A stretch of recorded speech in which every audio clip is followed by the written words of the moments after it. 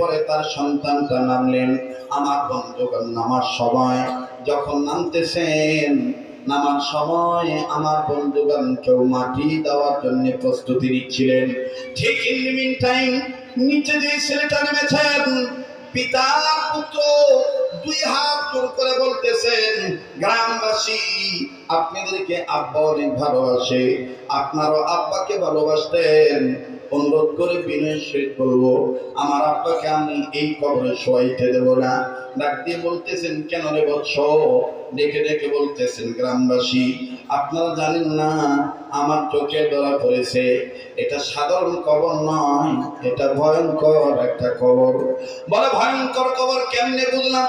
বলে আপনারা দেখেন নাই, আমি দেখতে পাচ্ছি কবরের এক কন্যার এক গর্ত দেখা যায়, এই গর্তের দিকে নজর করে দেখতে পাইলাম গর্তের ভিতরে ভয়ঙ্কর বিষাক্ত সাপ আছে। এই কথা শোনা মাত্র চাচা উঠে গেল, গ্রামের আরো যারা নেমেছিল সবাই উঠে গেল। ভয়ঙ্কর সাপ কবরের ভিতরে। ছেলেটাকেও টানাটানি করে উঠাইল। ছেলেটা ডাক দিয়ে বললেন, বিশ্বাস না করলে আমার হাতে একটা কাঠি দেন, অথবা খুন্তা দেন, অথবা কবরের মাটি সরানোর যে বস্তুটা আছে সেটা দেন। আমার বন্ধুগণ ছেলেটা হাতে নিল, হাতে নিয়ে যে গর্তে সাপ, এই গর্তের মুখ থেকে মাটি সরাইলেন। যাহা মাত্র মাটি সরানো হল, আমার বন্ধুগণ ভিন্ন রঙের বিষাক্ত সাপ ফনা তুলে কবর থেকে বের হলো। গর্ত থেকে মুখটা বের করলেন। আমার ভাইরা মনে হচ্ছে মুখ থেকে আগুন বের হইতেছে।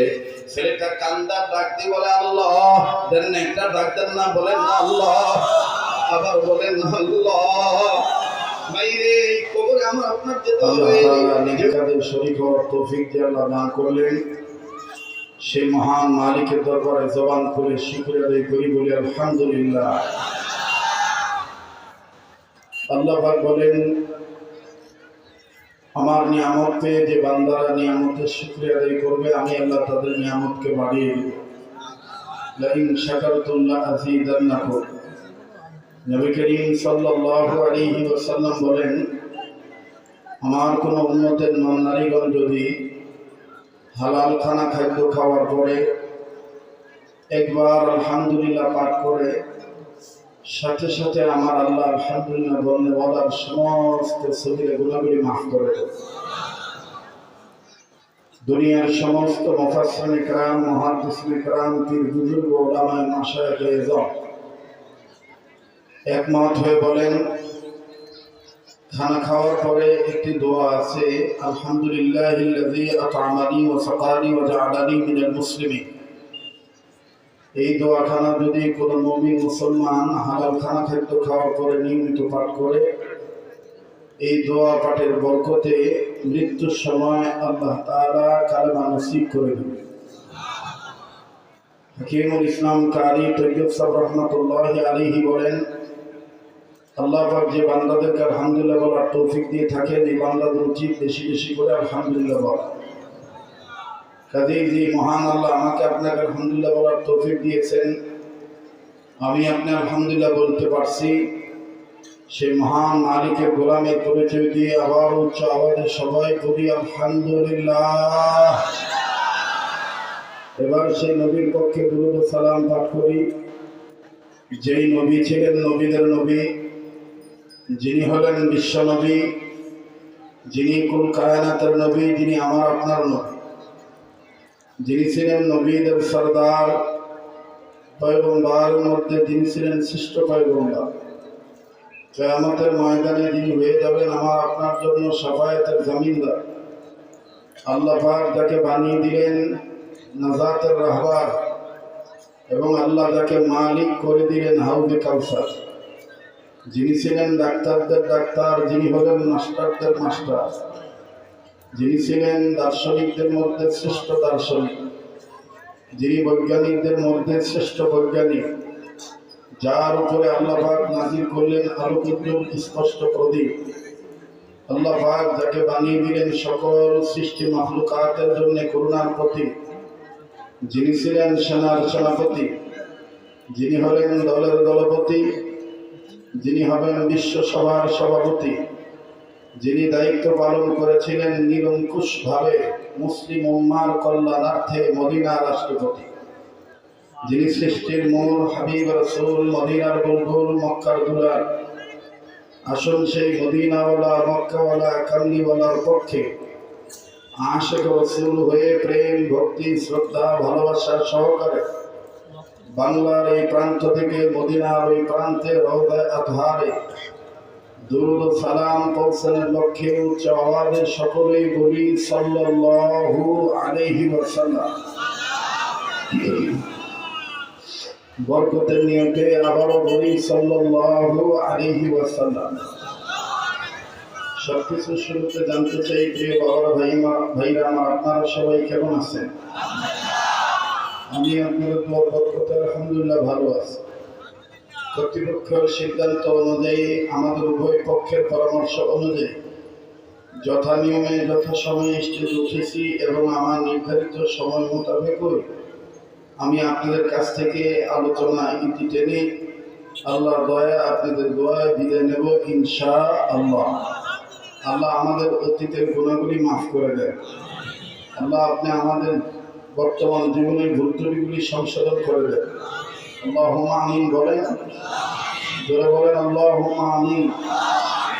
আল্লাহ আপনি আমাদের ভবিষ্যৎ জীবনকে আলোকিত করে দেন। আল্লাহ অত্র এলাকার সমস্ত কবরবাসীদেরকে জান্নাতবাসী করে দেন। সকল জিন্দা জিন ইনসান সবার জন্য হেদায়েতের ফয়সালা করে দেন। সকল সৃষ্টি মাখলুকাতের জন্য শান্তির ফয়সালা করে দেন। আল্লাহ আজকের এই মজমাকে, মজলিসকে ওলি আল্লাহ রাসূলের নবীদের মহব্বতে ভরপুরভাবে কামিয়াবি দান করে। মোহতারাম হাজিরিন, পবিত্র কুরআনুল কারীমের সূরাতুল বায়িনা থেকে এক আয়াতের অংশ বিশেষ তেলাওয়াত করেছি।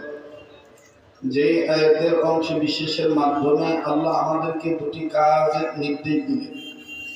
কোনো মানুষ যদি দুটি কাজ করতে পারে তাহলে সে মানুষ প্রকৃত মানুষ হতে পারবে। বলেন কটি কাজ? সবার কথা বলতে হবে, ধর্মের ক্লাস মনে করে বলেন কটি কাজ? দুটি কাজ।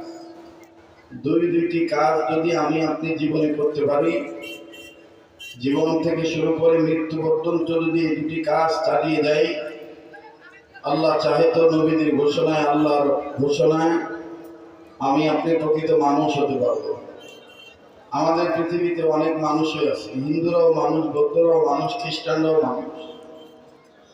এরপরে যারা রিক্সা চালায় তারাও মানুষ, যারা বিমানে ড্রাইভারি করে পাইলট তারাও মানুষ, যারা ক্রিকেটার, যারা ফুটবলার, যারা ইঞ্জিনিয়ার, যারা প্রফেসর, যারা ডাক্তার, যারা ডক্টর, যারা উপাধ্যক্ষ, যারা অধ্যক্ষ, যারা আলেম, যারা তলবে এলেম, যারা বক্তা, যারা শ্রোতা, যারা ইমাম, যারা মুসল্লি, তারা সবাই আমরা মানুষ।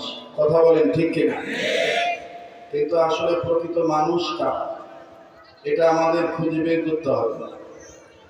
সাইয়্যিদ কুতুব শহীদ রহমাতুল্লাহি আলাইহি তিনি তার তাফসীরে ফি জিলালিল কোরআনের মাধ্যমে এই সূরাতুল বায়িনার এই আয়াতের অংশের ব্যাখ্যা স্পষ্ট করে তুলে ধরে বলে দিয়েছেন, আল্লাহর যে বান্দা বান্দীগণ, নারী হোক আর পুরুষ হোক, এই দুইটা কাজ যদি তারা করে তাহলে তারাই প্রকৃতপক্ষে মানুষ।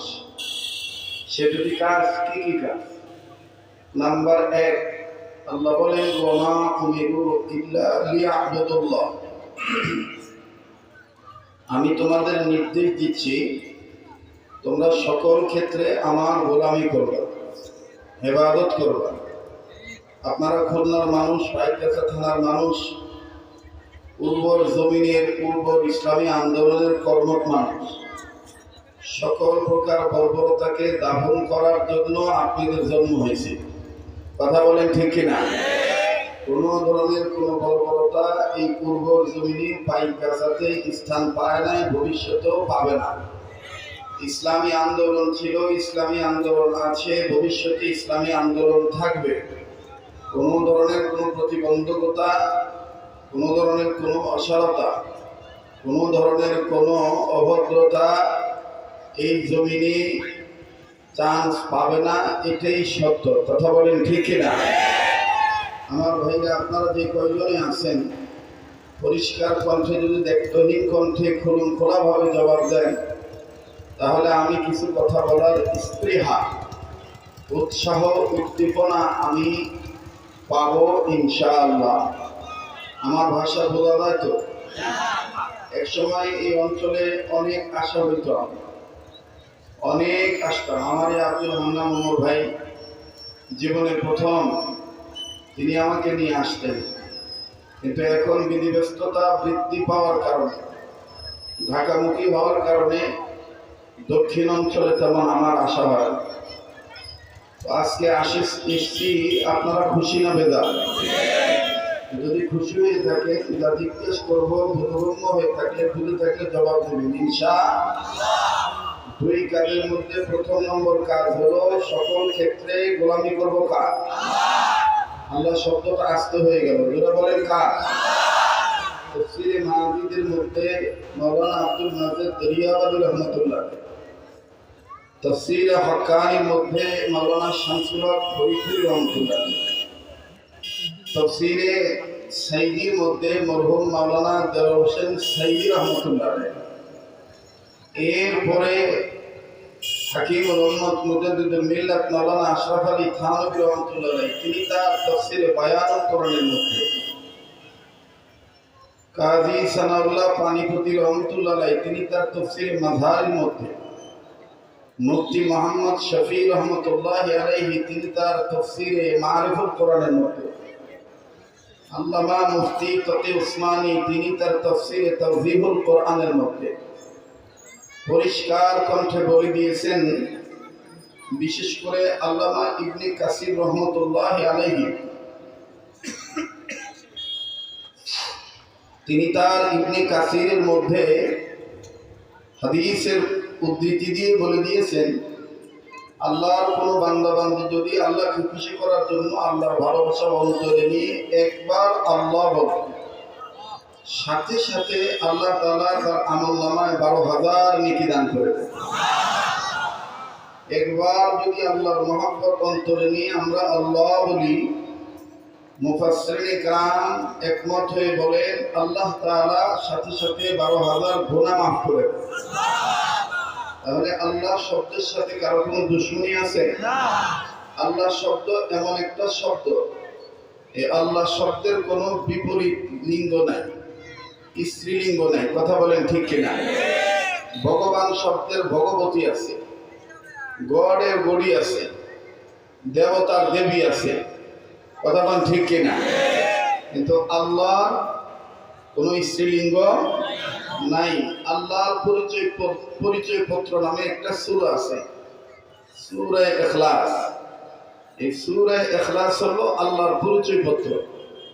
আল্লাহ কে, আল্লাহ কি, আল্লাহর পরিচয় কি, বিস্তারিত বিশদ ব্যাখ্যা সব মুফাসসিরিনে কেরাম তুলে ধরেছে। বরকতের নিয়তে একবার পড়েন তো, বিসমিল্লাহির রহমানির রহিম। কুল হুয়াল্লাহু আহাদ আল্লাহুস সামাদ লাম ইয়ালিদ ওয়া লাম ইউলাদ ওয়া লাম ইয়াকুল লাহু কুফুয়ান আহাদ। এবং সবারই তো পিতা মাতা আছে, দাদা দাদি নানা নানি আছে, আত্মীয় স্বজন আছে, পাড়া প্রতিবেশী আছে। তাদের কবরের আযাব যেন মাফ হয়ে যায়, এটা আমরা চাই কি চাই না? বরকতের নিয়তে আরো 2 বার পাঠ করি, বিসমিল্লাহির রহমানির রহিম। কুল হুয়াল্লাহু আহাদ আল্লাহুস সামাদ লাম ইয়ালিদ ওয়া লাম ইউলাদ ওয়া লাম ইয়াকুল লাহু কুফুয়ান আহাদ। বিসমিল্লাহির রহমানির রহিম। কুল হুয়াল্লাহু আহাদ আল্লাহুস সামাদ লাম ইয়ালিদ ওয়া লাম ইউলাদ ওয়া লাম ইয়াকুল লাহু কুফুয়ান আহাদ। এই তেলাওয়াতটা যেন কবুল হয়ে যায়, এজন্য আমরা আবারও পড়ি, রব্বানা তাকাব্বাল মিন্না ইন্নাকা আনতাস সামিউল আলিম। আমাদের মওত যে কোনো মুহূর্তে হয়ে যেতে পারে, এজন্য আসেন একটু তওবার নিয়তে খালিদ দিলে পড়ি, আস্তাগফিরুল্লাহ আস্তাগফিরুল্লাহ আস্তাগফিরুল্লাহ ইন্নাল্লাহা গফুরুর রহিম। পৃথিবীতে আমাদেরকে বানিয়েছেন কে? তাহলে দুই কাজের মধ্যে প্রথম নম্বর কাজ হলো সকল ক্ষেত্রে ইবাদত করব কার? পৃথিবীর সব মানুষদেরকে ইবাদত করার জন্য বানাইছেন কে? আল্লাহ বলেন, বান্দা আমার শোনো, ইয়া আইয়ুহান নাস উবুদু রাব্বাকুমুল্লাযী খালাকাকুম ওয়াল্লাযীনা মিন ক্বাবলিকুম লাআল্লাকুম তাত্তাকুন। আমি কি গান গাইলাম? কি তেলাওয়াত করলাম? কোরআন তেলাওয়াত করলে মুমিনদের সামনে মুমিনদের ঈমান বাড়ে না কমে? এই কথা কোরআনে আছে না নাই? ইন্নামাল মুমিনুনা আল্লাযীনা ইযা যুকিরাল্লাহু ওয়াজিলাত কুলুবুহুম ওয়া ইযা তুলিয়াত আলাইহিম আয়াতুহু زادتهم إيمانا وعلى ربهم يتوكلون। আল্লাহ বলেন, নবী আমার, মুমিনগণের সামনে যখন কোরআন তেলাওয়াত করা হয়, মুমিনগণের দিল আমি আল্লাহর ভয়ে নজরে উঠে, তাদের কাছে থাকা ঈমান বেড়ে যায়, কেননা তাদের ভরসা একমাত্র আমি আল্লাহর উপরে। আমার বন্ধুগণ, আমার ভাইয়া, বুঝে থাকলে স্পষ্ট সহিত জবাব দিবেন। বলেন তো দেখি, ঈমান যাদের বাড়ে তাদের জবান দিয়ে আল্লাহু আকবার আসতে হয় না জোরে হয়? একটু আর একটু জিজ্ঞাসা করে নেই, বলেন জোরে হয় না আসতে হয়? এবার আর একটা কথা জিজ্ঞাসা করি, আল্লাহু আকবার কি কোনো দলীয় স্লোগান? আল্লাহু আকবার কি কোনো ব্যক্তির স্লোগান? আমার বন্ধুগণ, আমার ভাইরা, পরিতাপের বিষয় হলো, দুঃখের বিষয় হলো, আমার সমাজে আল্লাহু আকবার শব্দটাকে অনেক মানুষ মনে করে রাজনৈতিক স্লোগান। কেউ বলে জামাত ইসলামের স্লোগান, কেউ বলে হুজুরদের স্লোগান। না না, এটা কোনো দলীয় স্লোগান নয়, এটা কোনো ব্যক্তি কেন্দ্রিক স্লোগান নয়। তাকবীর দিতে হবে, আল্লাহু আকবার বলতে হবে। এ ব্যাপারে নির্দেশ করেছেন আমার আল্লাহ। ইয়া আইয়ুহাল মুদ্দাথির কুম ফাআনজির ওয়া রাব্বাকা ফাকাব্বির, আল্লাহু আকবার। আরেকবার আওয়াজ দিয়ে বলেন না আল্লাহু আকবার। আল্লাহু আকবার বলতে হবে, নির্দেশ কার? সামনে বাইরে চুপ থাকেন, পিছনে বাইরে একটু দেখি বলে কি বলে না। বলে নির্দেশ কার? যারা বলে নারায়ে তাকবীর আল্লাহু আকবার, এটা অমুক দলের স্লোগান। এরা চোখ থাকতেও অন্ধ, কান থাকতেও বয় না, জীবন থাকতেও মৃত, ব্রেন থাকতেও আমার বন্ধুগণ তারা বেআকল, অবুঝ, বেবুঝ। কথা বলেন ঠিক কিনা? আল্লাহু আকবার বলতে হবে, আল্লাহু আকবারের নিশান পতাকা হাতে তুলে ধরতে হবে। জীবন চলে যাবে, জীবন দিতে রাজি থাকবো, কিন্তু আল্লাহর জমিনে আল্লাহর আইন প্রতিষ্ঠা করার দীপ্ত প্রত্যয় নিয়ে সামনে আগুয়ান হবই হব। কোন বাতিলের কাছে মাথা নত করা যাবে না। মুহতারাম হাজিরিন, আল্লাহু আকবার বলতে হবে, নির্দেশ কার? আল্লাহু আকবার বলা মানে কার নামে জিকির করা? আপনাদেরকে বারবার জিজ্ঞেস করতে যে রাগ করতেছেন? ওই যে অনেকে বাদাম খাচ্ছেন, অনুরোধ করে বিনয়ের সহিত বলবো, বাদাম খাওয়াটা এই দৃষ্টিকটু, এটা অমনোযোগীর লক্ষণ। যারা ডাক্তার আছে তাদের জিজ্ঞেস করে দেখবেন, কোনো কিছু চাবাইলে ভালো কথা বললেও শোনা যায়, কারণ যদি আপনি চাবাইতে থাকেন আপনাকে কি বলা হলো আপনি এটা ভালো করে বুঝবেন না। এই জন্য দেখবেন অনেক সময় কেউ যদি কিছু খেতে থাকে, তাকে যদি কিছু বলতে থাকে, সে চাবানো বাদ দিয়ে খাওয়া বন্ধ করে আবার বলে কি বললে, কথা কাটা কথা কি ভুল করছি নাকি? দেখবেন চাবানো বাদ দিয়ে বলে কি বলছি, আবার কদিনই এরকম বলে না। এই জন্য আমি তো, আমাকে তো আর বলতে পারবেন না আবার বলেন দিন, কিন্তু বলতে পারবেন না। আর সময়েরও খুব দাম আছে, কথা কোন ঠিক কিনা? আমি নির্ধারিত সময় কিন্তু ইতিটিনি চলে যাব, কাজে সময়কে কাজে লাগা, এটা জীবনের শেষ বক্তব্য হতে পারে, কথা কোন ঠিক কিনা? আল্লাহু আকবার বলা মানে কার নামের জিকির করা? আল্লাহ নামের জিকির করতে হবে। কোরআনে এই ব্যাপারে দলিল আছে না নাই? ফাযকুরুনি আযকুরকুম, আওয়াজ দিয়ে বলেন না আল্লাহু আকবার। আল্লাহ বলেন যারা আমার জিকির করবা, যারা আমাকে স্মরণ করবা, আমি আল্লাহ তাহাদিকে স্মরণ করব।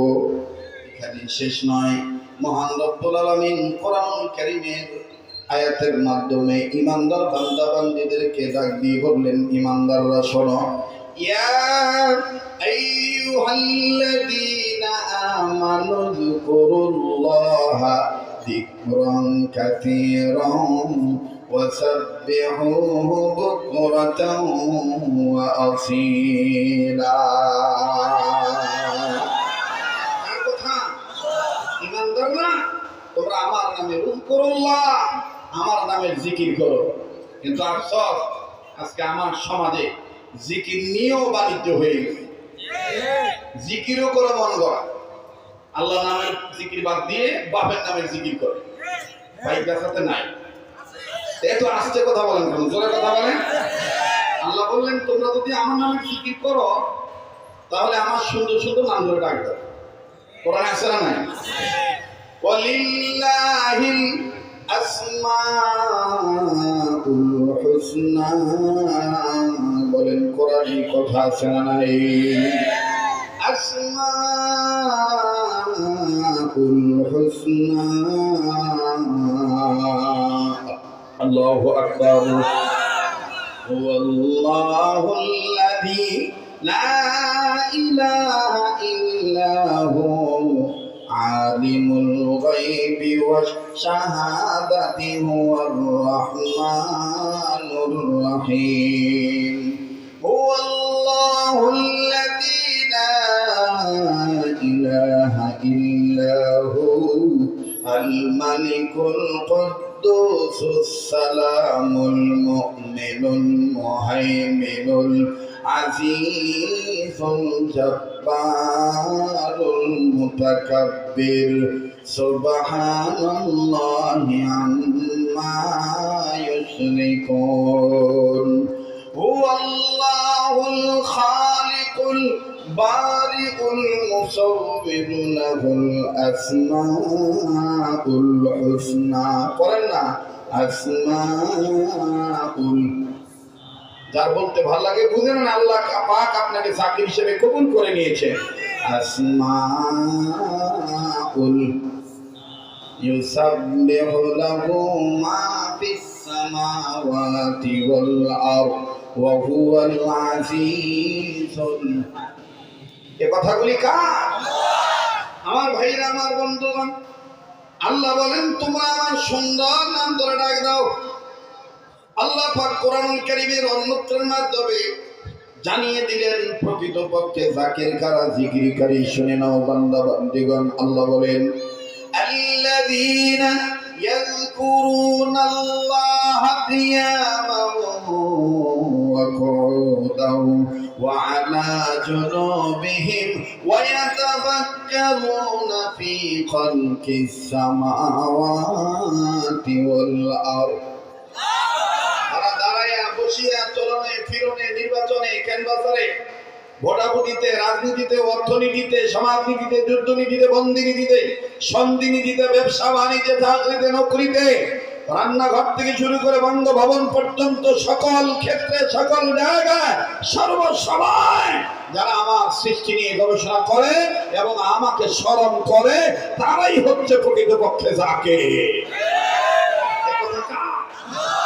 কিন্তু আমার সমাজে যাকে বলা হয় আলাদা। যাকে কারা? যারা বাপের নামের জিকির করে।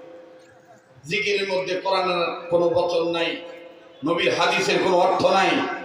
দেখবেন কি কায়দা করে কয়, তুমি আজ বাগা বলে নিঙে ডাঙ্গা লাগাতে গেলাম ভগবান সঙ্গে গাছ টগ লাগাতে আইনি লাগা লাগা প্রাণের বরসি দাওয়া। কথা কয় না, জোরে কথা বলে। গীবত করতেছেন, এটা গীবত নয়, এটা হালত। হালত কোনটা, গীবত কোনটা, এটা আপনাকে বুঝতে হবে। মুসলমানদের ঈমান ধ্বংস হয়ে যাচ্ছে কিছু পীরানি ব্যবসা বাণিজ্যের নামে। ওই পীর তরিকা সত্য তরিকা নয়। যে পীরের তরিকায় আল্লাহর আইন নাই, রাসূলের তরিকা নাই, এটা পীর হতে পারে না, ধোঁকাবাজ। কথা বলেন ঠিক কিনা? যারা জবাব দিবে না, নিজে জবাব দিবেন, এর নাম লক্ষ্য করবেন কিরা জবাব দেয় না। যে জবাব দিবে না মান করবেন, সেটা ওই গুরু ফেলবো। কথা বলতে ভয় পাচ্ছে। কথা বলেন ঠিক কিনা? বলেন আলোচনা চলবে কি চলবে না? অনেকদিন পর এসেছি, কি ভুলে গেছি নাকি আমি? হ্যাঁ, চলবে কি চলবে না? হকের আওয়াজ আসতে হবে না জোরে হবে? তাহলে সামনের বাইরে চুপ থাকেন, পিছনে বাইরে দেখি আল্লাহু আকবার বলে কি বলে না? নারায়ে তাকবীর। মোটামুটি আছে। এবার পিছনে বাইরে চুপ থাকেন, সামনের ভাইরা বাবারা নারায়ে তাকবীর। এবার সামনের বাবারা পিছনে বাইরে উচ্চ আওয়াজে নারায়ে তাকবীর। আল কোরআনের আলো, কোরআন হাদিস যেখানে, আরে ওলামা যেখানে, নারায়ে তাকবীর। আল্লাহ আল্লাহ বলতে যদি মরণ হয়ে যায় তাইলেই তো সুখবর, ঠিক কিনা বলেন? সত্যিকারের মুসলমান না হয়ে মৃত্যুবরণ করা যাবে না, এর কথা কোরআনে আছে না নাই? ইয়া আইয়ুহাল্লাযীনা আমানু তাকুল্লাহা হাক্কা তুকাতিহি ওয়া লা তামুতুন্না ইল্লা ওয়া আনতুম মুসলিমুন। আমাদের মরণ যেন হয়, আমাদের মরণ যেন হয় আল্লাহ আল্লাহ বলতে বলতে, নবীর প্রেমে চলতে চলতে। সবার বলতে হবে আল্লাহ আল্লাহ বলতে বলতে, নবীর প্রেমে চলতে চলতে মরণ যেন হয় আমাদের। না, আপনারা মনে হয় ভয় পাচ্ছেন। হ্যাঁ, বলেন না কেন? বললে তো গুনাহ মাফ হয়ে যাবে। আমরা সবাই ইসলামকে ভালোবাসি, কথা ঠিক কিনা? আমাদের মরণ যেন হয় আমাদের, আওয়াজ আর একটু বাড়ান, আমাদের মরণ যেন হয়, আমাদের মরণ যেন হয় আল্লাহ আল্লাহ বলতে বলতে, নবীর প্রেমে চলতে চলতে আল্লাহ আল্লাহ বলতে বলতে, নবীর প্রেমে চলতে চলতে মরণ যেন হয় আমাদের। মাশাআল্লাহ, এই তো বেড়ে গেল। আমাদের মরণ যেন হয়, আমাদের মরণ যেন হয় দ্বীনের পথে চলতে গিয়ে মুমিন।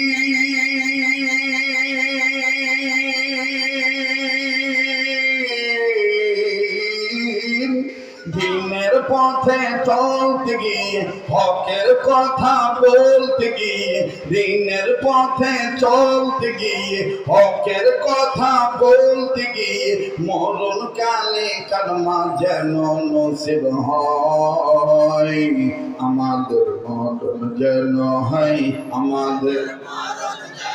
মাশাআল্লাহ, সবাই জবান খুলে বলেন না, আমাদের মরণ যেন হয় আমাদের। নারায়ে তাকবীর। আল কোরআনের আলো, কোরআন হাদিস যেখানে, নারায়ে তাকবীর। আমার ভাইরা, আমার বন্ধুরে, আল্লাহ রাব্বুল আমিন ডাক দিয়ে বললেন, নবীজি তামাম পৃথিবীর মানবদেরকে আমি রব্বুল আলামিন দুইটা কাজের নির্দেশ দিলাম। নাম্বার 1, আমি আল্লাহ ইবাদত করার জন্য বললাম। সকল ক্ষেত্রে বান্দা বান্দি আমার ইবাদত করবে। ভাইজান, ইবাদত করার জন্য আল্লাহ মানব জাতিদেরকে বানাইলেন, আবার বন্ধুগণ জিন জাতি না ইবাদত করার জন্য বানাইছেন। বলেন কোরআনে দলিল আছে না নাই? আল্লাহ বলেন, বান্দা আমার শোনো, ওয়ামা খালাকুতুল জিন্না ওয়াল ইনসা ইল্লা লিয়াবুদুন। আল্লাহ বলেন, মানুষ আর জিন জাতি মানুষকে আমি আল্লাহ বানিয়েছি শুধুমাত্র কেবলমাত্র একমাত্র আমার ইবাদত করার জন্য। করে করুন সুবহানাল্লাহ। এই ইবাদত কেমনে করবেন? পীরের তরিকায় না, নবীর তরিকায় না, আল্লাহর হুকুম মতে। আমার বন্ধুরা, আমার ভাইরা, আল্লাহ রাব্বুল আলামিন সূরাতুল হাশরের এক আয়াতের অংশ বিশেষের মাধ্যমে গোটা মানব জাতিকে আল্লাহ রাব্বুল আলামিন শিক্ষা দিয়ে বলে দিলেন, বান্দা আমার শোনো, তোমরা যদি ইবাদত করো আমার নবী তোমাদেরকে যেমনি বলবে তেমনি তোমরা ইবাদত করবা। নবী আমার তোমাদেরকে যা ধরতে বলবেন, আমার পক্ষ থেকে রাসূল তোমাদেরকে যা ধরতে বলবেন সেটা তোমরা ধরবা, যা ছাড়তে বলবে সেটা তোমরা ছেড়ে দিবা। এই যে আমি আল্লাহ নবীর পক্ষ থেকে যেটা তোমরা ধরবা, এই ধরার নাম আবার যেটা তোমরা ছাড়বা, এই ছাড়ার নাম ইবাদত। আল্লাহ বলেন, বান্দা আমার শোনো, ওয়া আতাকুমুর রাসূলু ফাখুযুহু ওয়া মা নাহাকুম আনহু ফান্তাহু। আওয়াজ দিয়ে বলেন না আল্লাহু আকবার। আওয়াজ দিয়ে বলেন না আল্লাহু আকবার। আমার ভাইরা, আল্লাহর হুকুম মতে, নবীর তরিকা মতে নবী আমার যা ধরতে বলবেন সেটা যদি আমি আপনি ধরি, নবী যেটা ছাড়তে বলবেন সেটা যদি আমি আপনি ছাড়ি, তাই সেটার নামে হবে ইবাদত। আর এই ইবাদত দুনিয়ার জিন্দেগিতে, জীবন বাঁচা অবস্থায় আল্লাহর হুকুম মতে, নবীর তরিকা মতে যত কাজ করবেন কাজটার নাম হবে ইবাদত। আর এই ইবাদত যদি জিন্দেগিতে, জীবন বাঁচা অবস্থায় করি, মৃত্যুর পরে আমাকে আপনাকে জান্নাত দিয়ে দিবেন আল্লাহ। আল্লাহ বলেন, বান্দা আমার শোনো, ফাদখুলি ফি ইবাদি ওয়াদখুলি জান্নাতি। আল্লাহু আকবার। ভালো লাগে না খারাপ লাগে? হচ্ছে কোরআনের দর্শ চলতেছে, কথা বলেন ঠিক ঠিক? আজকে কোনো গল্প আছে? মনে হচ্ছে যে কোরআনের ক্লাস চলতেছে, ঠিক কি না? ফাদখুলি ফি ইবাদি ওয়াদখুলি জান্নাতি। পড়েন না, ফাদখুলি ফি ইবাদি ওয়াদখুলি জান্নাতি। আওয়াজ দিয়ে আবার বলেন না আল্লাহু আকবার। বন্ধুগণ, আল্লাহ পাক বললেন, বান্দা আমার, তোমাদের প্রতি আমি রবের দুইটা নির্দেশ। নাম্বার 1, সকল ক্ষেত্রে আমার গোলামি করবা। যদি আমার আইন মোতাবেক, আমার রাসূলের সিস্টেম অনুযায়ী, আমার রাসূলুল্লাহর সুন্নাহ অনুযায়ী যদি তোমরা ইবাদত করতে পারো, তাহলে আমি আল্লাহ তোমাদেরকে শুরুতে শিক্ষা দিলাম, তোমরা শিক্ষা গ্রহণ করো। আল্লাহ বলেন, বান্দা আমার শোনো, ইয়্যাকা না'বুদু ওয়া ইয়্যাকা নাস্তাঈন। পড়েন না, ইয়্যাকা না'বুদু ওয়া ইয়্যাকা। খারাপ লাগতেছে? খারাপ লাগতেছে? বলেন না, ইয়্যাকা না'বুদু ওয়া ইয়্যাকা নাস্তাঈন। গোলামি করো আমার, সাহায্য চাও আমার। প্রশ্ন হতে পারে, ওগো আল্লাহ, গোলামি করব তোমার, সাহায্য করবে তুমি, বলে দিলা দুনিয়াতে জিন্দেগিতে ইবাদত করলে মৃত্যুর পরে জান্নাত দিবা। কিন্তু জীবন চলার অবস্থায় আমি মানুষ, আমার পেট আছে, পেট যেহেতু আছে আমার তো খিদাও আছে। আমি মানুষ, আমার জীবন যেহেতু আছে আমার তো ভয় আছে। ও আল্লাহ, তোমার ইবাদত যদি করি তাহলে কি খিদা লাগলে তুমি কি আমার খাদ্য দিবা? ভয় পাইলে কি নিরাপত্তার চাদর দিয়ে আদর করে ঢেকে রাখবা? আল্লাহ বলেন, বান্দা আমার শোনো, ফালিয়াবুদু রাব্বা হাযাল বাইত আল্লাযী আত'আমাহুম মিন জু'in ওয়া আমানাহুম মিন খাউফ। যদি তোমরা আমার ঘরে যে নিয়মিত ইবাদত করো, আমি আল্লাহ রাব্বুল আলামিন তোমাদের খাদ্য লাগলে, তোমাদের খিদা লাগলে খাদ্য দান করব। তোমরা ভয় পাইলে নিরাপত্তার চাদর দিই আদর করে আমি আল্লাহ পাক ঢেকে রাখবো। আওয়াজ দিয়ে বলেন না সুবহানাল্লাহ। আল্লাহ রাব্বুল আলামিন ডাক দিয়ে বলেন, নবীজি तमाम পৃথিবীর মানবদেরকে আমি আল্লাহ রাব্বুল আলামিন দুইটা কাজের নির্দেশ দিলাম। নাম্বার 1, সকল ক্ষেত্রে আমার গোলামি করবে। এখন আপনারা বলেন, মুসলমান হয়ে ইসলামের রাজনীতি করা এটা ইবাদতের মধ্যে পড়ে কি পড়ে না? এই যারা এখন আসতে হবে বুঝতে হবে ভিতর ভেদা আছে, যারা কথা বলা ঠিক কিনা। ইবাদতের মধ্যে ইসলামী রাজনীতি আসে না নাই, কিন্তু আমার সমাজ কিন্তু অতভাগা, অভাগা, দুর্ভাগা, নির্লজ্জ, বেহায়া, মানুষের তৈরি করা আইনের পা চাটতে চাটতে গোলাম হয়ে গেছে। লেনিনের হাওলাত করা, মাও সেতুনের হাওলাত করা, কার্ল মার্কসের আবিষ্কার করা, মানুষের তৈরি করা আইন মানতে মানতে অমানুষ হয়ে গেছে। বলেই ফেলে কোরআনের সাথে রাজনীতির কোনো সম্পর্ক নাই।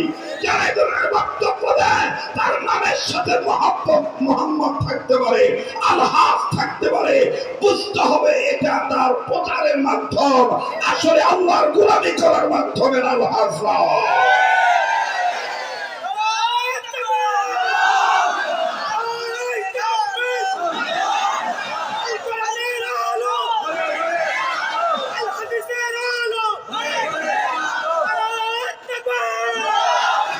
মোহতারাম হাজরিন, আমি স্লোগান নিতেও আসি নাই, বাহবা পেতেও আসি নাই।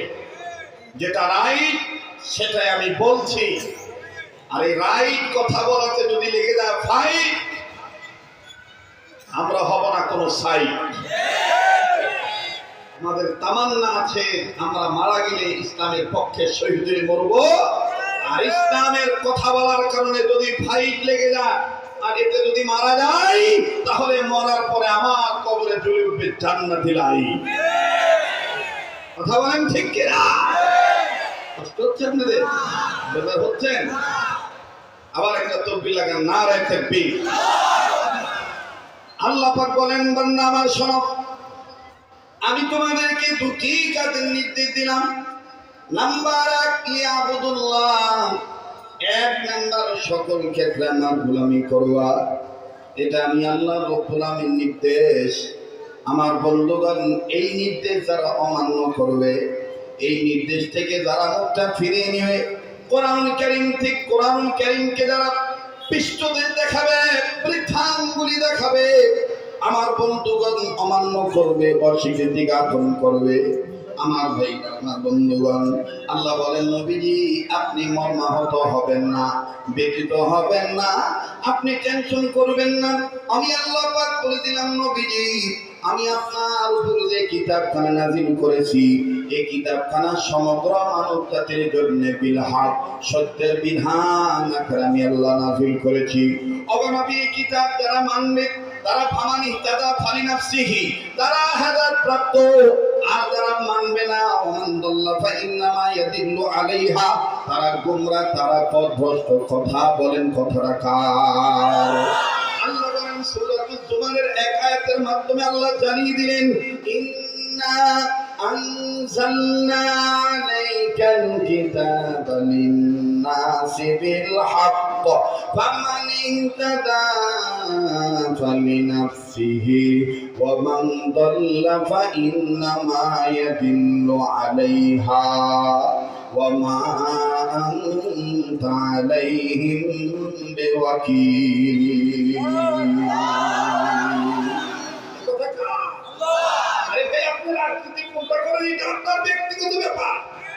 কিন্তু আমি একজন মুসলিম হিসাবে আমাদের পরিষ্কার সিদ্ধান্ত, 12 ফেব্রুয়ারিতে কে ক্ষমতায় যাবে কে না যাবে ওটা নিয়ে আমাদের মাথা ব্যথা নাই। ইসলামের পতাকা একদিন না একদিন উড়বেই উড়বে, সমস্ত বাতিলের মুখে চুনকারি মাগবেই মাগবে ইনশাআল্লাহ। এজন্য ইবাদত হিসেবে আমাদের চিন্তা চেতনা উন্মোচিত করতে হবে, উদ্ভাসিত করতে হবে, প্রকাশ করতে হবে। সেটা কি? এবারে ভোট দেব ভাই সেই মানুষের যে মানুষ পক্ষে থাকে আল কোরআনে। এর বাইরে কোনো কথা আছে? এবারে ভোট দেব ভাই সেই মানুষের যে মানুষ পক্ষে থাকে আল হাদিসে। নারায়ে তাকবীর। আমি কি ভোট চাইতে আছি? আমি কি ভোট চাচ্ছি? আর ভোটের কথা বললে অনেকে রাগ করে যে হুজুর আপনি ওয়াজ মাহফিল ভোটের কথা বলেন কেন? সূরাতুন নিসা 85 নম্বর আয়াত স্পষ্টভাবে লেখা আছে, তুমি যদি সৎ যোগ্য ব্যক্তিকে সাপোর্ট দাও, এই সৎ ব্যক্তি ক্ষমতার মসনদে যে যতটা ভালো কাজ করবে প্রত্যেকটা ভালো কাজের পার্সেন্টেজ তোমার আমলনামায় জমা হবে। আর তুমি যদি অসৎ ব্যক্তিকে সাপোর্ট দাও, সে মসনদে বসে যত খারাপ কাজ করবে প্রত্যেকটা খারাপ কাজের পার্সেন্টেজ তোমার আমলনামায় জমা হবে। আমি তো মানুষ, আমি কি নিজ ইচ্ছায় আমার পায়ে কুড়াল মারতে পারি? না। কথা বলেন, আমি কি নিজ ইচ্ছায় আমার পায়ে কুড়াল মারতে পারি? না। আমি চাইব না আমার যুবকেরা মাদক সেবন করতে করতে ধ্বংস হয়ে যায়। আজকে আমার সমাজের চারিত্রিক ধস, নৈতিক অবক্ষয় যতগুলি কারণ, এর মধ্যে অন্যতম কারণ হলো মাদক সেবন। কথা বলেন ঠিক কিনা?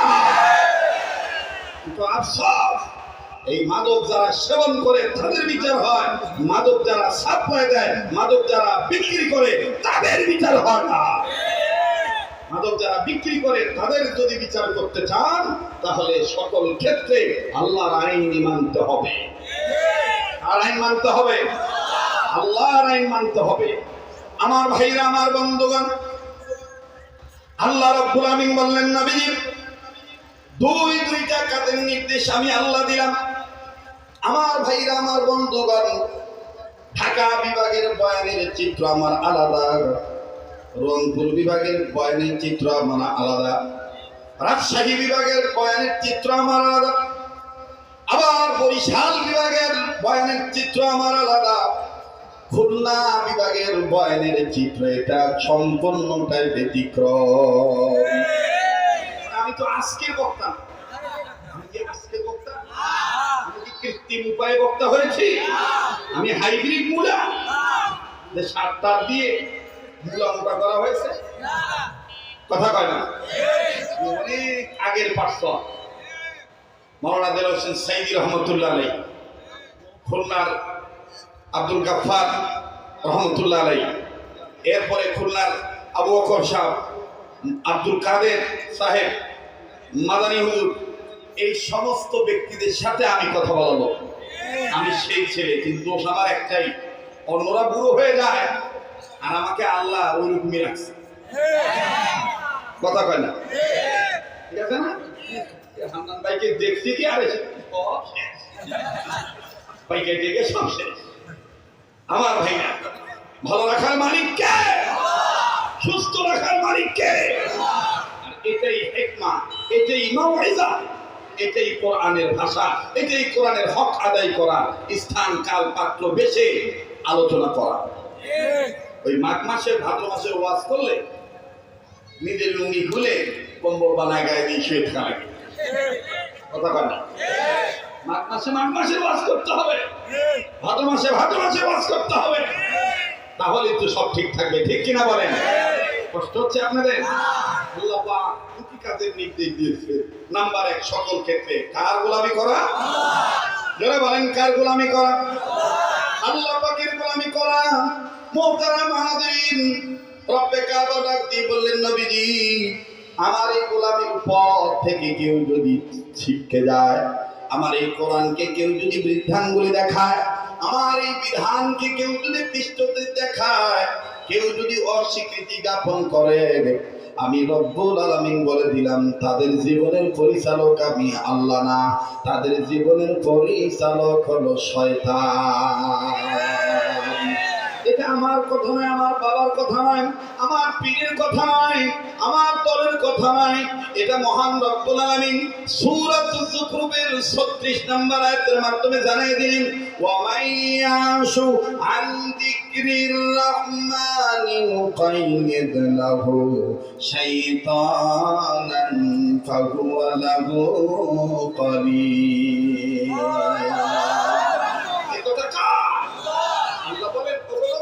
যারা আমি রহমানের জিকির থেকে মুখটা ফিরিয়ে নিবে, বিমুখতা প্রকাশ করবে, আমি আল্লাহ তাদের জীবনের পরিচালক শয়তান বানিয়ে দিব। এখন বলেন, যে মানুষটার পরিচালক শয়তান হয়, সে কি কখনো বাবা ট্যাবলেট সাপ্লাই দেওয়া বন্ধ করতে পারবে?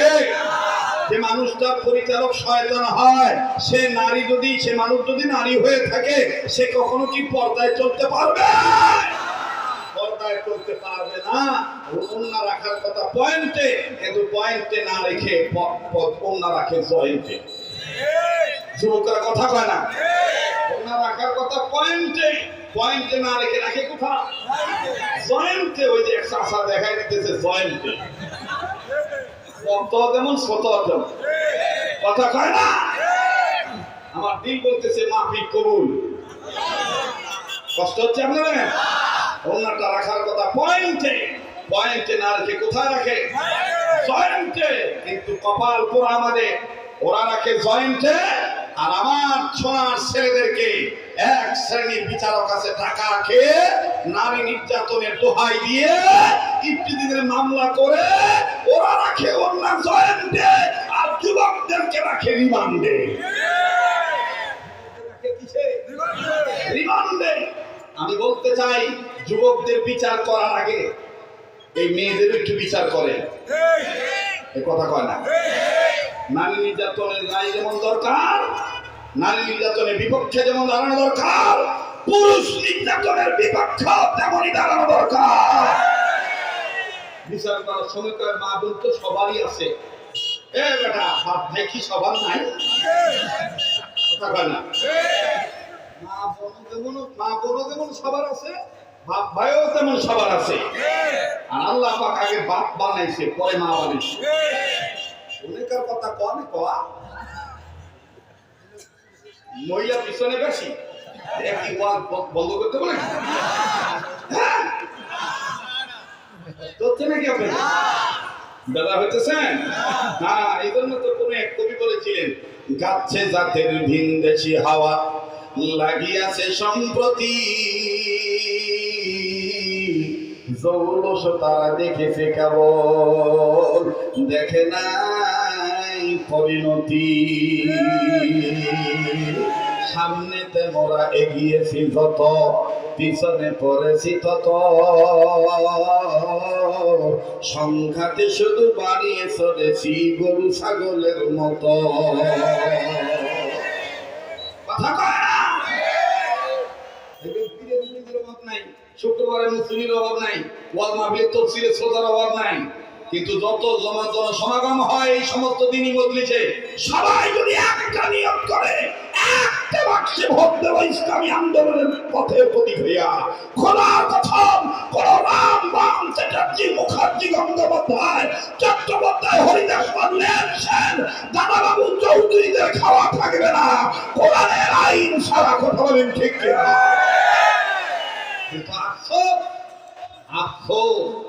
মুখেই বলি, অন্তরে অনেকে জায়গা দেই না। করতেছেন নাকি? বেদার হচ্ছে? গোলামি করবো কার? আল্লাহ। এই আল্লাহর গোলামি থেকে কেউ যদি মুখটা ফিরিয়ে নেয়, বলেন তার ভয়ঙ্কর শাস্তির ব্যবস্থা করবে কে? আমার ভাইরা, আমার বন্ধুরা, জীবনে শুনছেন কিনা জানি না, লিফলেটের ঘোষণার সাথে বয়ানখানা সামঞ্জস্য করে দিই, এক করে দিই। যেমন নাম তেমনই বাজান বিষয়বস্তু নির্ধারণ হয়ে গেল। মুখটা ফিরিয়ে নিলে আল্লাহ রাব্বুল আমিন ভয়ঙ্কর শাস্তি দিয়ে দেয়। দেখেন কেমন করে শাস্তি দিয়ে দেয়, লম্বা করার কোনো সুযোগ নাই। আল্লাহর একজন বান্দা হাজী সাহেব মানুষ, ৫ ওয়াক্ত নামাজ পড়েন, যাকাত দেন, হজ করেন, আমার বন্ধুগণ ঘন ঘন উমরা করেন, দান সদকা করেন, মসজিদে সবার আগে যায়, সামনের কাতারে দাঁড়ায়, তাকবীরুল্লাহ ফৌত হয় না, তাকবীরুল্লাহর সাথে নামাজ আদায় করেন। এই হাজী সাহেব মারা গেলেন, শুনতেছেন আপনারা? এই হাজী সাহেব মারা গেলেন, আল্লাহর বান্দা মৃত্যু হয়ে গেল। এই আল্লাহর বান্দার একটি সন্তান, ছেলে সন্তান, একটি মেয়ে বিবাহ হয়ে গেছে, ছেলেটার বিবাহ হয় নাই। আমার বন্ধুগণ, আল্লাহর বান্দা ইন্তেকাল করলেন। আল্লাহর বান্দার লাশ যখন ভৌত করা হলো, কাফনের কাপড় পেঁচানো হলো, আমার বন্ধুগণ নাকে কানে তুলা দেওয়া হলো, সব কিছু কমপ্লিট, জানাজাটাও কমপ্লিট হয়ে গেল। ওই সাইডে কবর খনন করা হয়ে গেছে। আমার বন্ধুগণ, কবর যখন খনন করা শেষ হয়ে গেল, জানাজা শেষ হওয়ার পর এবার এই লাশের খাটিয়াটা আমার বন্ধুগণ চার সাইডে, আমার ভাইয়া চতুর্দিকে আত্মীয় স্বজন, আস্থাবাদন, আপনজন, শ্রদ্ধাবাদন, স্নেহবাদন, পরিচয়, প্রতিবেশী সবাই কবরবাসীর খাটটা কাঁধে নিলে আমার বন্ধুগণ, আমার ভাইরা। তবে সামনের খাটের অংশটা, সামনে দুইটা পায়া, খাটিয়া দুইটা পায়া, সামনে দুইটা পায়া, ছোট ছেলে আর তার ছোট ভাই, আপন ছোট ভাই, ডিরেক্ট আমার বন্ধুগণ আপন ছোট ভাই, এই দুইজন মিলে সামনের খাটিয়ার পায়ের অংশটা আমার বন্ধুগণ ডান্ডাটা তারা কাঁধে নিলেন। কাঁধে নিয়ে যখন চলে গেলেন, সমাজের মসজিদের ইমাম মুয়াজ্জিন এলাকাবাসী যৌথভাবে চলে গেলেন খবর দেওয়ার জন্য। অনুরোধ করে বলবো, বিনয় সহিত বলবো, কেউ কারো দিকে তাকাইবেন না, নিজের চিন্তা নিজে করবেন। আমার বন্ধুগণ, জীবনের শেষ বয়ান মনে করে বয়ান করছি। জীবনে কোনোদিনই বয়ান শুনছেন কিনা জানি না, তবে বাদাম এই বইটার নাম মরহুম মাওলানা আব্দুল হোসেন সাইদি রহমাতুল্লাহি আলাইহি। কোরআনের পাখি অনেক মাহফিলে তিনি নিজে বলে দিতেন, কিতাবটার নাম হলো কবর আযাব হাসরের পুরস্কার। এবং যে বইটা নতুন করে বর্তমান বিশ্বে আলোড়ন সৃষ্টি করেছে, নামটা হলো চোখে দেখা কবর আযাব। আমার বন্ধুগণ, এই বইটা আপনারা মোতালা করবেন। আমার গাড়ি তো আমার লিখিত কিতাব আছে, ওই দুই কিতাবের আদলে নয়, কোরআন সুন্নাহ রিসার্চ করে গবেষণা করে আমি একটা কিতাব লিখেছি, মৃত মানুষ কেমন করে কথা বলে। ভাইরা, আমার কিতাবটার মধ্যে চমৎকার তথ্যভিত্তিক আকর্ষণীয় বয়ান দেওয়া আছে। কারো লেখার দ্বারা, কারো বয়ানের দ্বারা আমার বন্ধুগণ কারো মোড় ঘুরে যেতে পারে, জীবনের টান হয়ে যেতে পারে, টার্নিং পয়েন্ট ইসলামী আন্দোলনের কর্মী হয়ে যেতে পারে। কথা বলেন ঠিক কিনা? হেদায়েতের মালিক কোনো বক্তা নয়, হেদায়েতের মালিক কোনো কর্তৃপক্ষ নয়, হেদায়েতের মালিক কোনো পীর নয়, এমনকি হেদায়েতের মালিক কোনো নবীও ছিলেন না। হেদায়েতের মালিক একমাত্র আমার আল্লাহ। আল্লাহ তার নবীকে সতর্ক করে বলে দিয়েছেন, ইন্নাকা লা তাহদি মান আহবাবতা ওয়ালাকিন্নাল্লাহ ইয়াহদি মান ইয়াশা। যুবক ভাইরা আমার, তোমাদের জন্য এই কথাটা বলছি, এই পাগলের দিকে তাকাইলে ঠকবা না। আল্লাহ পাক প্রত্যেকটা বছর এই দুটি হাত বারবার কাবা ধরায়। আমার বন্ধুগণ, এই তো আর কদিন বাদে চলে যাব, গোটা রমজান মাস আমার আল্লাহ সোনার মদিনায় রেখে দেয়। গোটা রমজান মাস মদিনায় থাকবো, রমজান মুবারক শেষ হবে, ঈদ উল ফিতর আমার বন্ধুগণ মদিনায় পালন করি প্রত্যেকটা বছর। এরপরে আবার আসার সময় উমরা করে চলে আসি। কথা দিচ্ছি পাইকাসার বন্ধুরা, শ্যামবাজারের বন্ধুরা, অবাদান শ্যামনগর প্রাইমারি, শ্যামনগর বাজার এলাকার বাপ ভাইরা, আমি আপনাদেরকে বলবো না, আপনাদের পক্ষ থেকে রাসূলুল্লাহ সাল্লাল্লাহু আলাইহি সাল্লামের রওজা মুবারকে দুরুদ ও সালাম পৌঁছে দেব ইনশাআল্লাহ। ইনশাআল্লাহ বলেন। আবার যখন আসার সময় কাবা ধরবো, কাবা ধরে আপনাদের জন্য আমি দোয়া করব। আপনারা আমাকে ভুলবেন না, আপনারা আমার জন্য দোয়া করবেন ইনশাআল্লাহ। আমার ভাইরা, আমার বন্ধুগণ, এই জন্যই চেহারার দিকে তাকাইলে ঠকবেন না। আমার বন্ধুগণ, চেহারাটার দিকে তাকিয়ে কথাগুলি শোনেন। জীবনের শেষ মনে করে বয়ান করছি। এই বাপের লাশ, ছেলে আর চাচা, ভাই আর সন্তান দুজন মিলে যখন কাঁধে করে নিয়ে কবরের কাছে চলে গেলেন, কবরের কাছে যাওয়ার পর লাশটার খাটিয়া যখন নামাইলো, খাটিয়া থেকে তখন লাশটা বের করলো, লাশটা নিয়ে কবরে নামবেন। কবরে নামার সময় আমার বন্ধুগণ কিন্তু এখানে দুটি তিনটি কথা রয়ে গেছে।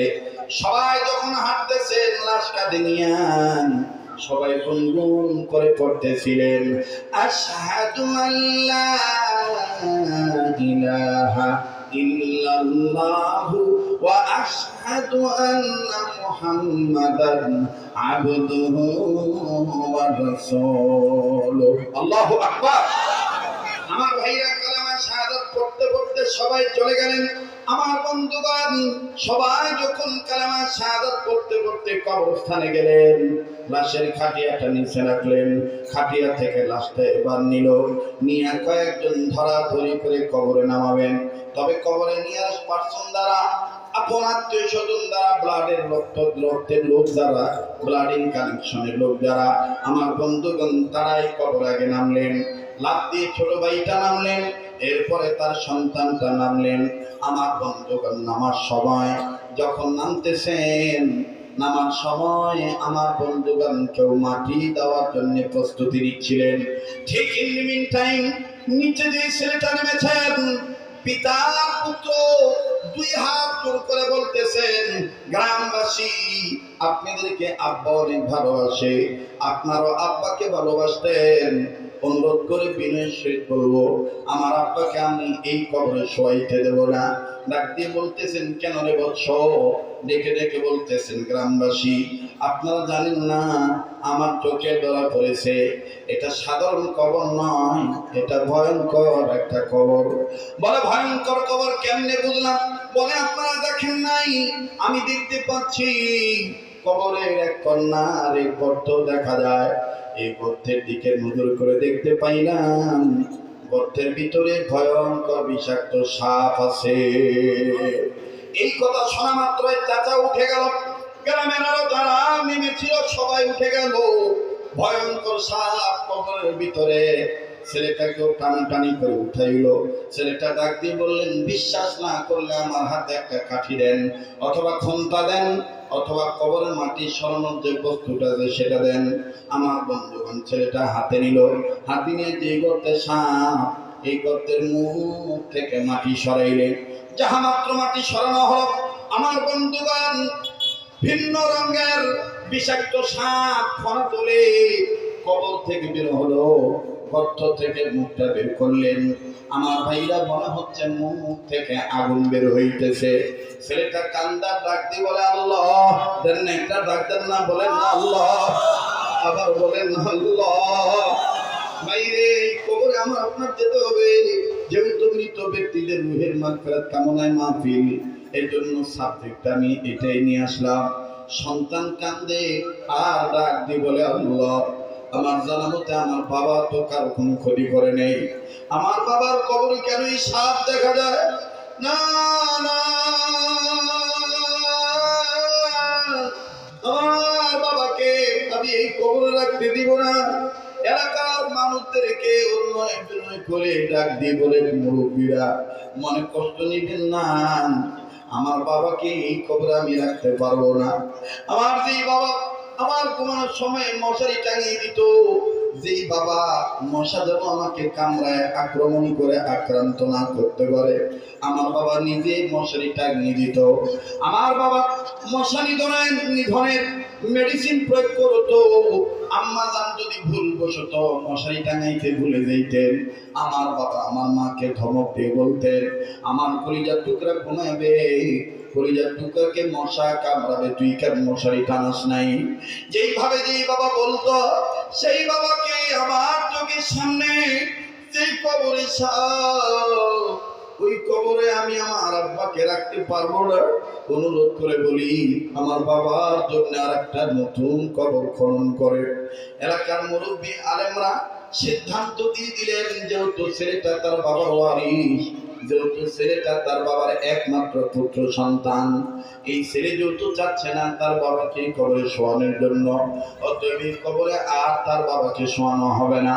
নতুন করে একটা কবর খনন করো। আমার ভাইরা সময় নিয়ে দ্বিতীয় আর একটা কবর যখন খনন করা হলো, এবার দ্বিতীয় কবরের মধ্যে ছেলেটা ডাক দিয়ে বললেন, চাচার এলাকাবাসী, ওলামায়ে কেরাম বৃন্দ, আপনারা একটু ধৈর্য ধরেন, আমি কবরটা একটু চেক করে দেখি কবরে কোনো ঝামেলা আছে নাকি।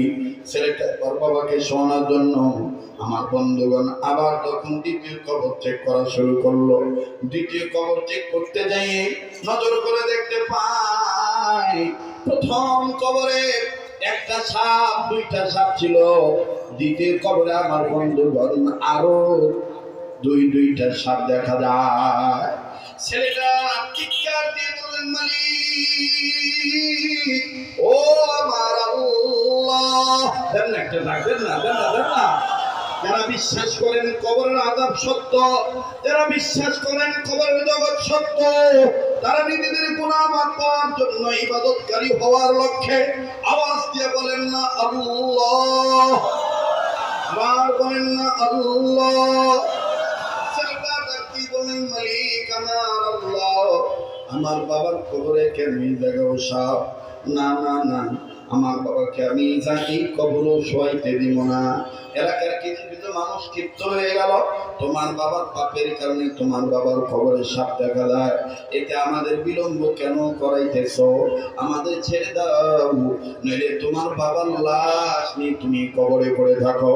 এবার ছেলেটা ডাক দিয়ে বললেন মুরব্বীরা মাফ করে দিবেন, শেষ একটা সুযোগ দেন, তৃতীয় আর একটা কবর খনন করেন, যেই কবরে সাপ থাকবে না ওই কবরে আমি আমার আব্বাকে কবর দিয়ে দেব।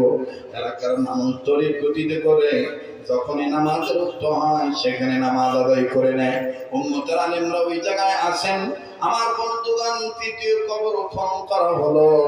তৃতীয় কবরের মধ্যে নজর করে দেখে গেল কোনো গর্ত নেই, কোনো সাপ নাই, কোনো আযাব দেওয়ার উপস্থিত কোনো আলামত প্রকাশ পায় নাই।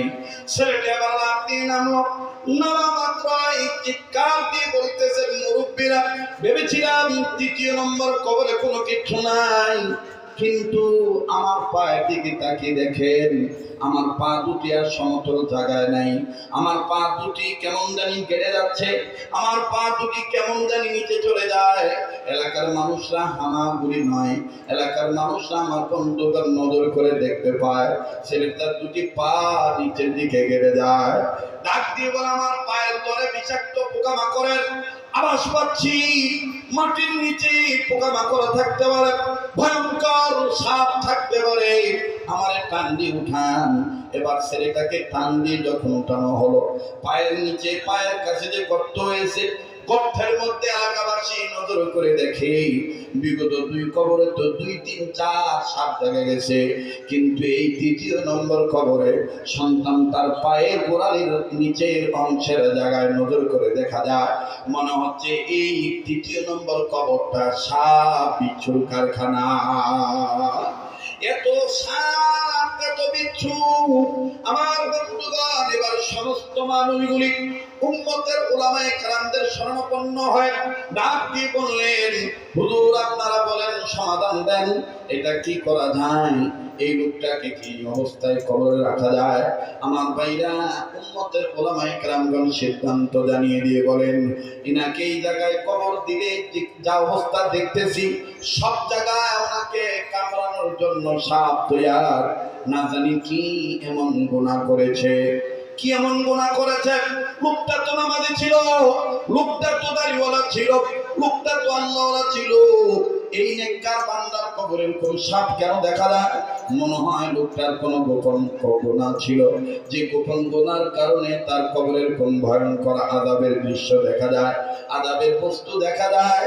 ছেলেটা ডাক দিয়ে বলেন হুজুর ওভাবে বলবেন না, আমার জানার মতে আমার আব্বার কোনো খারাপ ছিল না, আমার আব্বার কোনো দোষ ছিল না, কিন্তু বুঝলাম না আমার আব্বার কবরে কেন এরকম সাপ দেখা যায়। কিতাবে লিখে আমার বন্ধুগণ বলতে বলতে সবাই হানি সাহেবের দোষ দেয়, এই মৃত ব্যক্তির দোষ, এই জন্য কবরে সাপ দেখা যায়। কিন্তু দেখেন ঘটনার চিত্রটা পাল্টে গেল, ঘটনাটা উল্টা হয়ে গেল।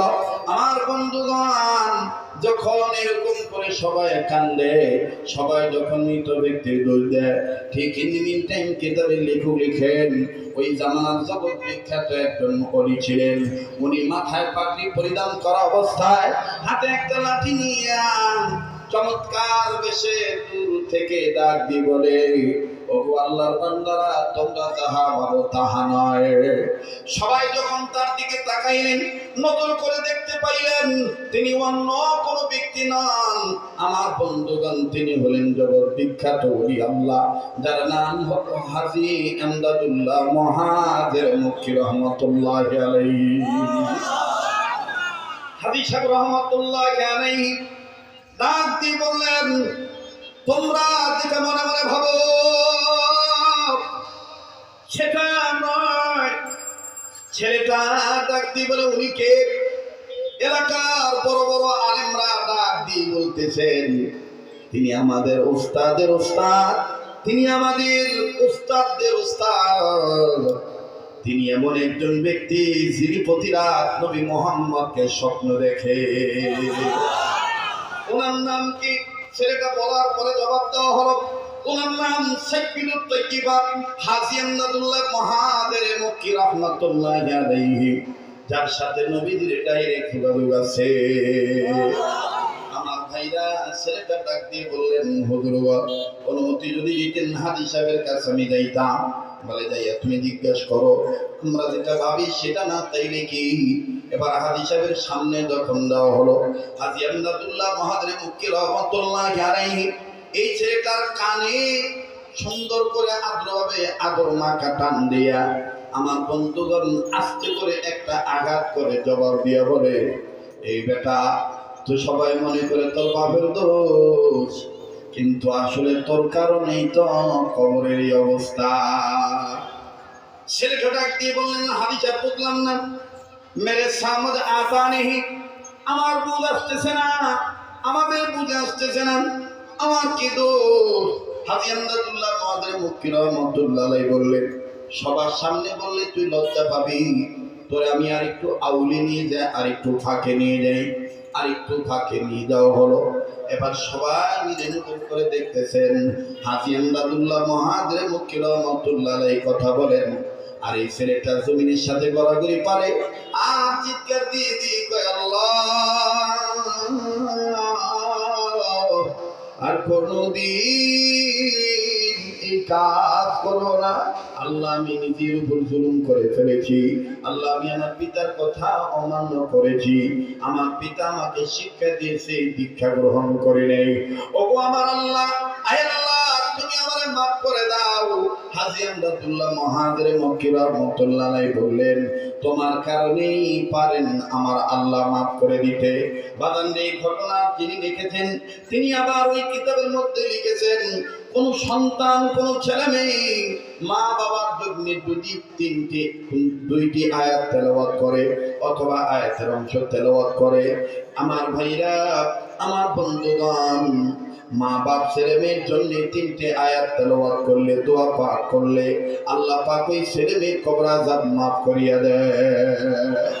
আর ছেলে মেয়ে যদি দুটি আয়াত তেলাওয়াত করে, ইবাদত মনে করে, দুটি আয়াতের অংশ তেলাওয়াত করে, আল্লাহ পাক বাপ মার কবর আযাব মাফ করে দেয়।